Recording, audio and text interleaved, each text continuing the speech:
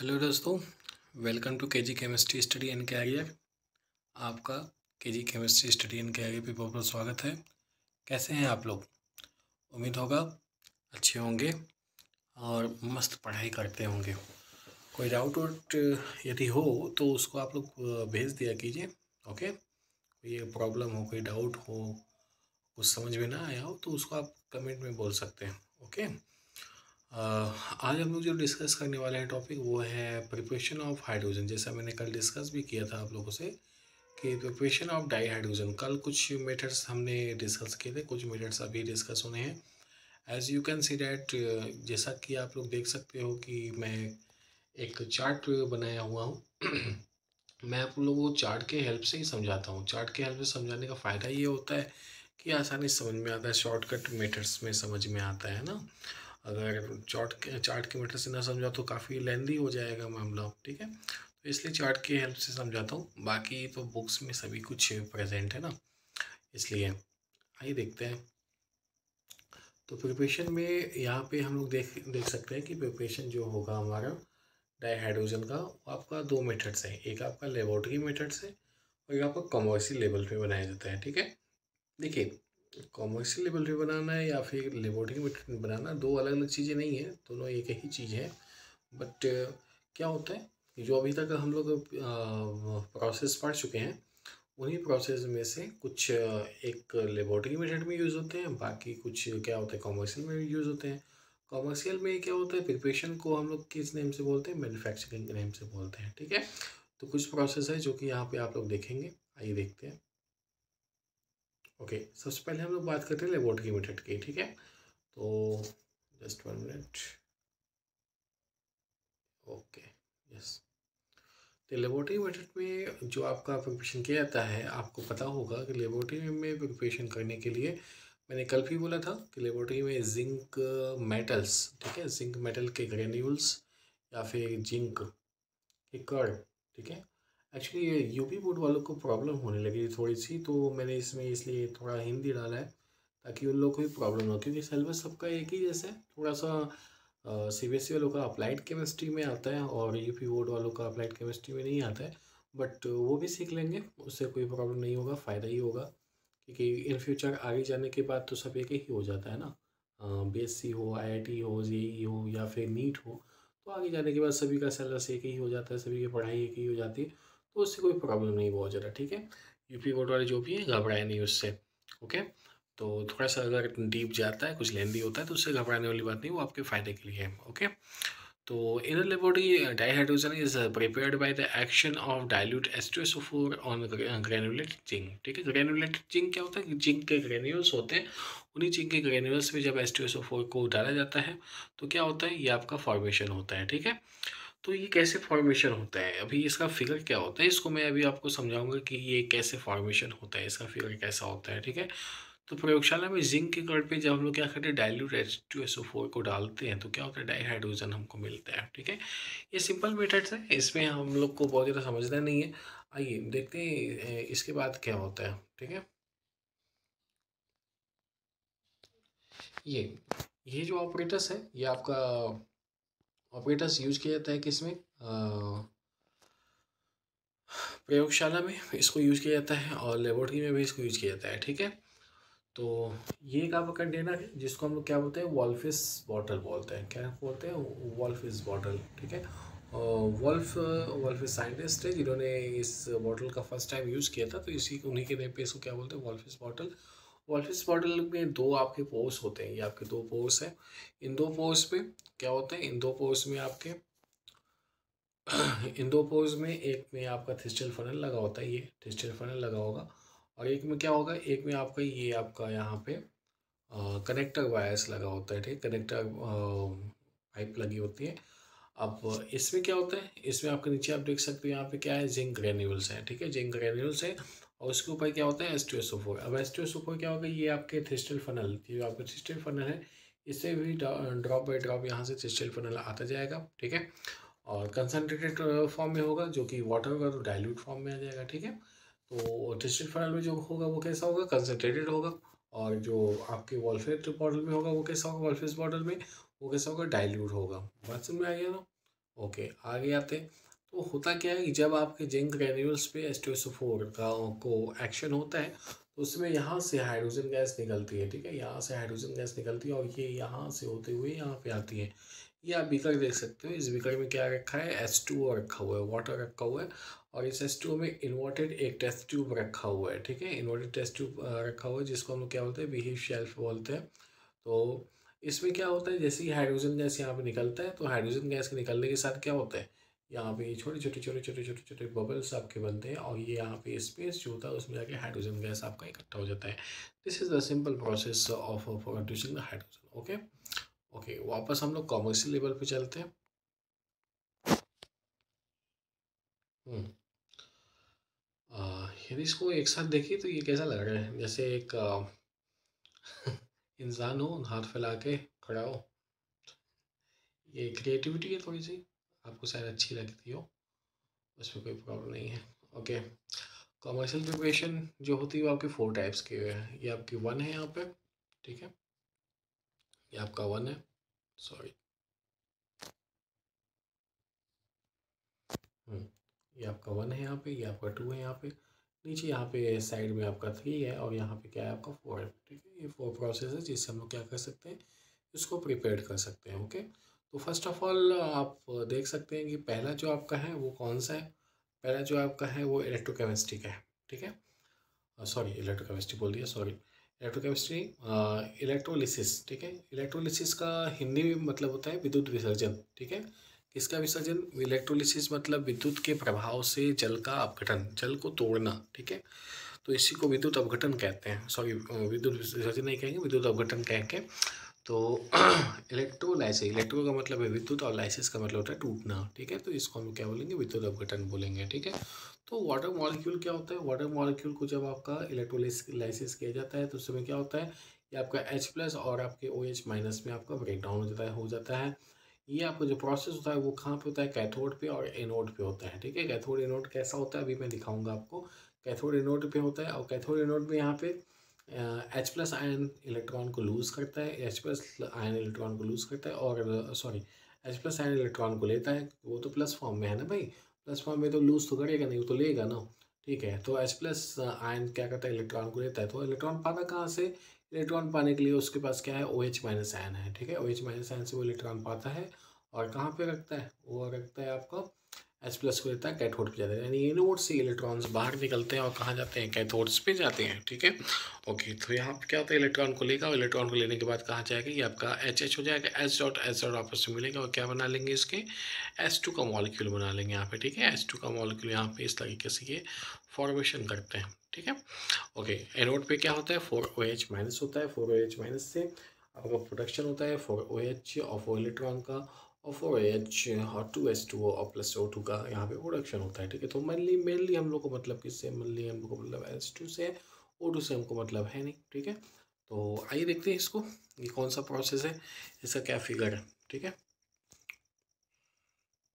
कहाँ गया भाई, ये है, ठीक है। Electrolysis of water, electrolysis of water for the commercial preparation of the dihydrogen, ये नीचे मैंने हेडिंग रखा हुआ है यहाँ पे, इसको मैंने कट नहीं किया यहाँ पे, ठीक है। तो ये आपका है।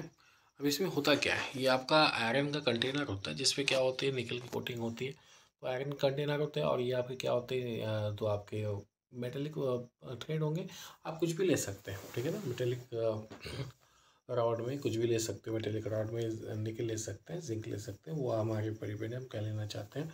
अब इसको क्या कहते हैं, एस्बेस्टॉस से, ठीक है, एस्बेस्टॉस से इसको डिफ्रेंशिएट किया जाता है, अलग अलग किया जाता है ताकि आपस में मिल ना जाए, ठीक है। डाईहाइड्रोजन डाइऑक्सीजन जो आपका फॉर्मेशन होगा वो आपस में मिल ना जाए, ठीक है।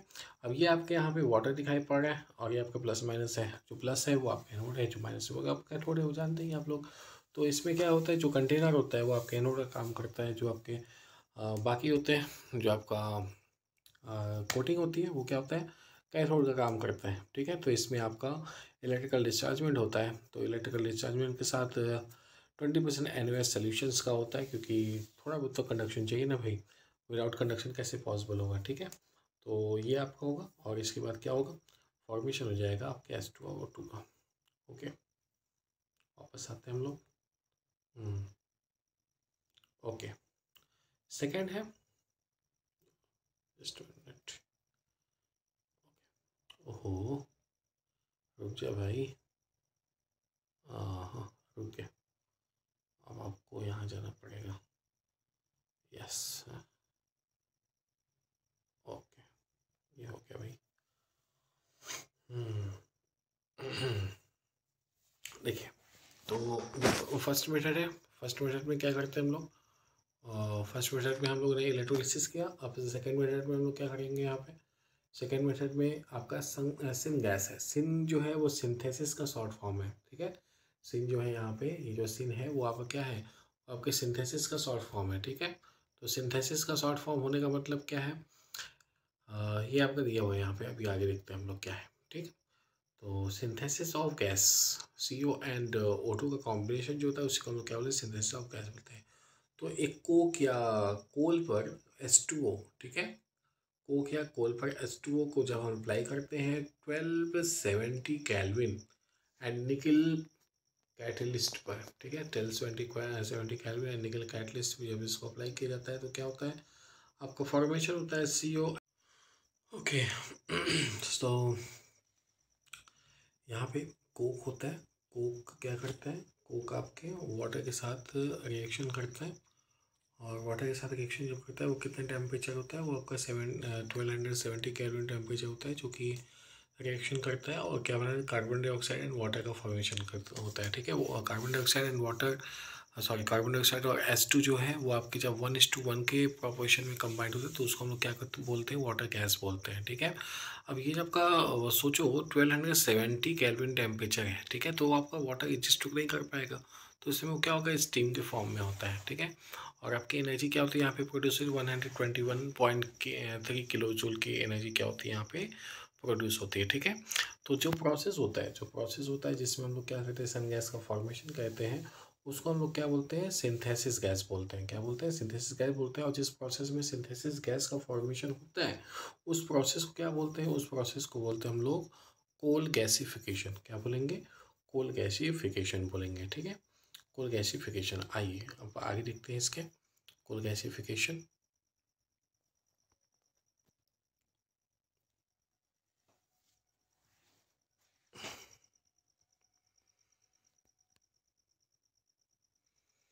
अच्छा, कोल गैसिफिकेशन हो गया। अब कोल गैसिफिकेशन के अलावा अब और भी कुछ है, इसको देखते हैं।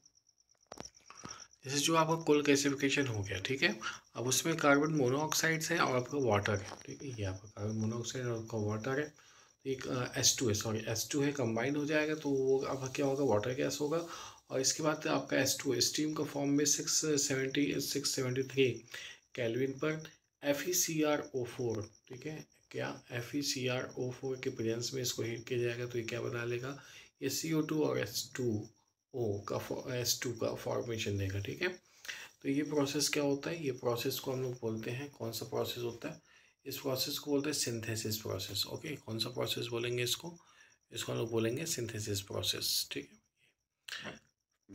बहुत प्रोसेस इनके साइंटिस्ट के नेम पे बोला जाता है, from the syngas synthesis, या फिर बॉस प्रोसेस बोलते हैं इनके साइंटिस्ट के नेम पे।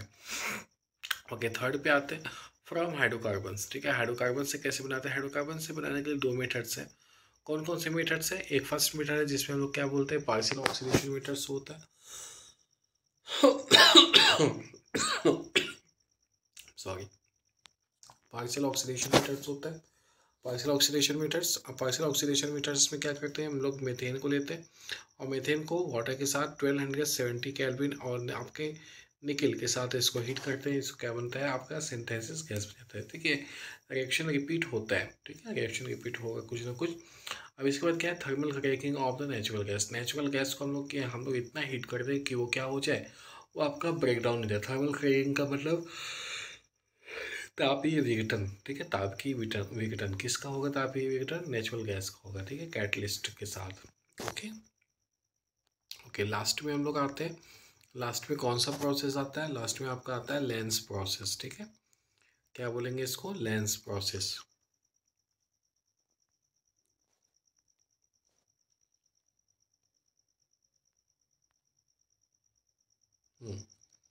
लेंस प्रोसेस बोला जाएगा। लेंस प्रोसेस में क्या होता है, ऑक्सीडेशन स्टेज होता है और रिडक्शन स्टेज होता है। तो ऑक्सीडेशन स्टेज में क्या होगा, आपका आयरन होता है वो आपका 123 टू 173 केल्विन, ये पहले मिला था ना, याद है, कल ही तो मिला था रिएक्शंस में। ओके, तो 1000 सॉरी 100 बोल रहा हूँ मैं, 1023 टू 1073 केल्विन टेम्परेचर पर Fe को वाटर के साथ हीट किया जाएगा तो क्या बनेगा, मैग्नेटाइट ऑक्साइड M3O4 बन जाता है और आपका क्या बनता है, H2 बनता है, जिसके साथ साथ क्या होता है 107, ठीक है, 107 किलो जूल की एनर्जी क्या होती है यहाँ पे रिलीज होते हैं। वहीं रिडक्शन स्टेज की बात की जाए, सॉरी रिडक्शन स्टेज की बात की जाए तो Fe3O4 होता है, Fe3O4, ये Fe3O4 होता है जो आपके हाइड्रोजन के साथ रिएक्शन करता है तो क्या बनाता है, ये आपको बना लेगा 3Fe प्लस 4H2 बना लेगा, ठीक है, रिडक्शन स्टेज इसको कहते हैं। Okay, this is all about your reaction process. Now go to the process manufacturing of dihydrogen by Lane's process. तो ये आपका लेंस प्रोसेस है, इसमें हम लोग क्या बोलते हैं, आयरन फोरस होते हैं यहाँ पे, ठीक है। यहाँ पर क्या होगा, यहाँ पे आप देख सकते हैं इसको, ये आपके यहाँ पे आयरन के ग्रेन्यूल्स है, जैसे जिंक के ग्रेन्यूल्स है, यहाँ पे आयरन के ग्रेन्यूल्स है, यहाँ पे फ्रेगमेंट्स है, पट्टी जिसको कहते हैं, और स्टीम के साथ इसको प्रवाहित किया जाएगा, यहाँ पे डाला जाएगा तो ये क्या होगा, यहाँ पे वाटर गैस का फॉर्मेशन होगा। वाटर गैस आपका इन सब के साथ कंबाइन होकर यहाँ पे क्या होगा, हाइड्रोजन की फॉर्म निकल गई यहाँ पे, और ये क्या होगा, यहाँ पे H2 और CO2 की फॉर्म में यहाँ पे बाहर निकल जाएगा, ठीक है। तो ये सिस्टम है इसका। ओके, आगे चलते हैं नेक्स्ट पे। ये हम लोग देख चुके हैं, ये ये देखना है क्या होता है। इलेक्ट्रोलिसिस ऑफ वाटर, इसको भी तो देख ही चुके हैं हम लोग।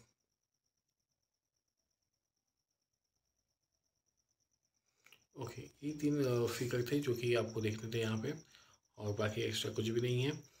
बाकी आप लोग पढ़ते रहिए, नोट्स बनाते रहिए, जो भी होगा चैप्टर खत्म होने के साथ, ठीक है, मैं कंबाइंड जितना भी मैं पढ़ा रहा हूँ उन सभी का PDF नोट्स यहाँ पे मैं डाल दूँगा, और कोई प्रॉब्लम नहीं होगी, जितना मैं पढ़ा रहा हूँ यदि आप अपने लैंग्वेज में उसको नोट्स बना सकते हो, ठीक है। बाकी मैं इसका शॉर्टकट नोट्स जो बना रहा हूँ, जो आपको जिससे मैं आपको पढ़ाता हूँ वो आपको मैं दे दूँगा चैप्टर ख़त्म होने के साथ। Okay, okay, bye bye, take care.